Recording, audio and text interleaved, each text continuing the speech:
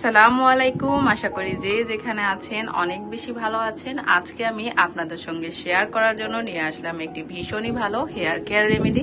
আর আজকের রেমেডিতে আমি শেয়ার করব ফেলে দেওয়া এমন একটি জিনিস দিয়ে আপনারা আপনাদের চুলের গোড়াকে মজবুত করতে পারবেন, নতুন করে চুল গজাতে সাহায্য করবে, এছাড়াও আপনাদের চুলটাকে সিল্কি শাইনি করতে হেল্প করবে। অবশ্যই কিন্তু নানান ধরনের প্রোডাক্ট বা নানান ধরনের রেমেডি আমাদের চুলে ব্যবহার করার পাশাপাশি আমাদের খাদ্যাভ্যাসটাও কিন্তু ঠিক রাখতে হবে। প্রতিদিন আমাদের খাদ্যের তালিকায় একটি করে ডিম রাখতে হবে, মাছ, মাংস, শাক, সবজি এগুলো খেতে হবে, বাদাম খেতে হবে, দুধ খেতে হবে। তবেই কিন্তু বডি থেকে সঠিক নিউট্রিশন পুষ্টি পাবে। আর সেই ক্ষেত্রে কিন্তু আমাদের চুলের নতুন করে গ্রোথ হবে, চুলের গোড়া মজবুত হবে। সে কথা বাড়াবো না, মূল ভিডিওতে চলে যাব। তো চলুন মূল ভিডিও শুরু করা যাক। বন্ধুরা, এখানে আপনারা দেখতে পাচ্ছেন আমি একটি জিনিস নিয়ে নিয়েছি। আর এই জিনিসটি কিন্তু আমরা প্রতিনিয়তই তৈরি করে ফেলে দেই। আমরা জানি না যে এই জিনিসটি আমাদের চুলের যত্নে কতটা উপকারী। আর এই জিনিসটি ব্যবহার করলে আমাদের চুল ন্যাচারালি কন্ডিশন পায়। এছাড়াও এতে রয়েছে প্রচুর পরিমাণে ভিটামিন সি, যা আমাদের স্ক্যাল্পটাকে পরিষ্কার রাখতে সাহায্য করে। যাদের খুশকির সমস্যা রয়েছে, খুশকির সমস্যা দূর করতে সাহায্য করে। এছাড়াও চুলের গোড়াকে মজবুত করে, ন্যাচারালি চুলটাকে ডাই করতে হেল্প করে। অর্থাৎ যাদের চুল পাকা রয়েছে, এটি যদি আপনারা দীর্ঘদিন ব্যবহার করেন তাহলে কিন্তু আপনাদের চুলের অকালপক্কতাও রোধ হবে। তো এই জিনিসটি হচ্ছে চায়ের লিগার।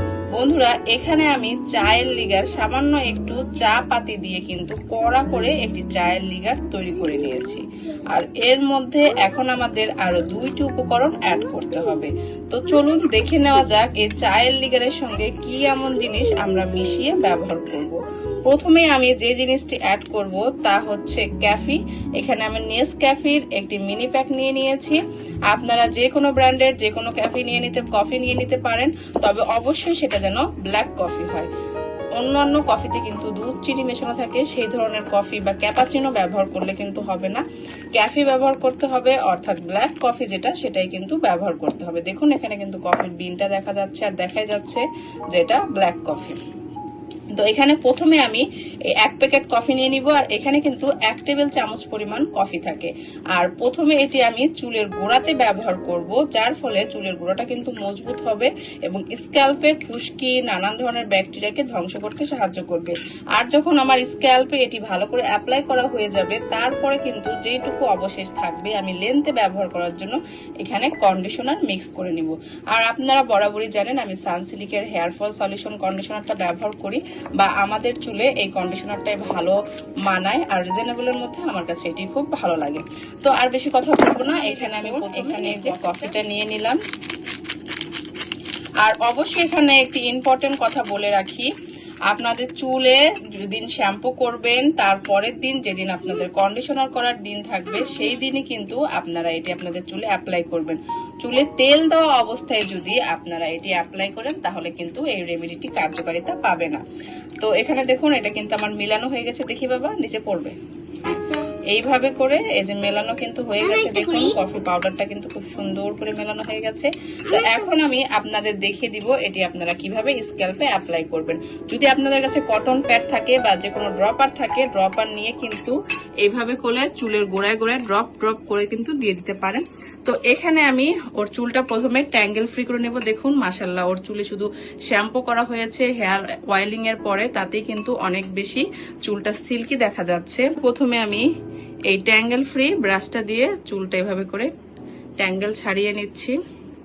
চুলে অলরেডি ট্যাঙ্গেল নেই। আরেকটা ইম্পর্টেন্ট কথা বন্ধুরা, আপনারা সবসময় চেষ্টা করবেন সারাদিনে 2 থেকে 3 বার চুলটাকে আঁচড়াতে। অতিরিক্ত চুল আঁচড়ানোর কারণেও কিন্তু অনেক সময় আমাদের চুল পড়ার সমস্যা দেখা যায়। ট্যাঙ্গেল ফ্রি করে নিলাম। এখন আমি এই নর্মাল চুলের চিরুনিটাতে কিন্তু এই যে চিকুন এই জায়গাটা দিয়ে মেক শিওর করে নেব যে ওর চুলে কোনো ট্যাঙ্গেল নেই।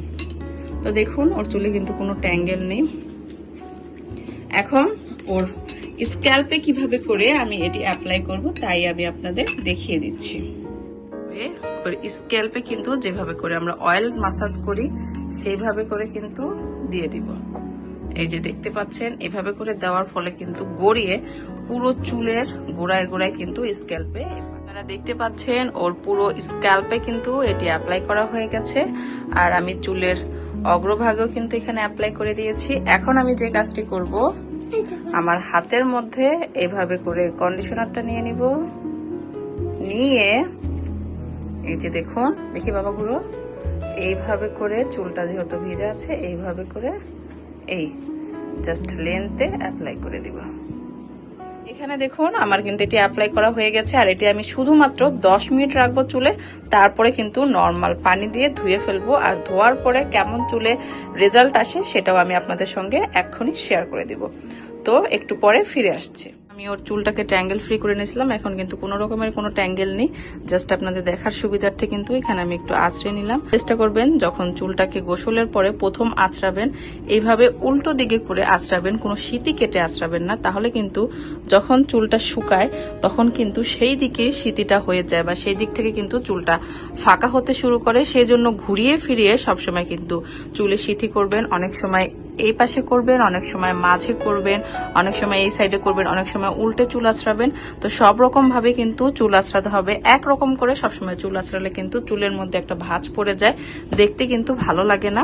তো আশা করি আজকের ভিডিওটি আপনাদের ভালো লেগেছে। যদি ভিডিওটি ভালো লেগে থাকে অবশ্যই আমাদের চ্যানেলটি সাবস্ক্রাইব করে দিবেন এবং পাশে থাকা ছোট্ট বেল বাটনটি প্রেস করে দিবেন। সবাই ভালো থাকবেন, সুস্থ থাকবেন আর আমাদের পাশেই থাকবেন। আল্লাহ হাফেজ।